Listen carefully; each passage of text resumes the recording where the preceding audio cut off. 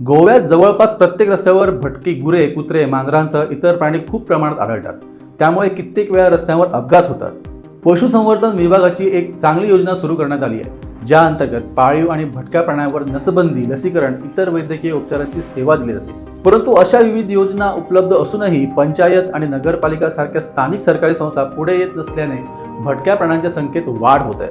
उत्तर गोव्यात 13 दवाखान्यांमध्ये 62,176 जनावरांचे, तर दक्षिण गोव्यातील 17 दवाखान्यांमध्ये 73,561 जनावरांचे लसीकरण करण्यात आल्याची माहिती पशुसंवर्धन विभागाचे संचालक प्रसाद वैवईकर यांनी दिली. यामध्ये चालू वर्षात लसीकरण केलेल्या जनावरांची संख्या 1 लाखांपेक्षा जास्ती आहे. ती अशी: एप्रिल महिन्यात 2,392, मे महिन्यात 24,081, जून महिन्यात 7,196, जुलै महिन्यात 38,388, ऑगस्ट महिन्यात 43,099, सप्टेंबर महिन्यात 11,595 आणि ऑक्टोबर महिन्यात 8,986 जनावरांना लसीकरण करण्यात आले.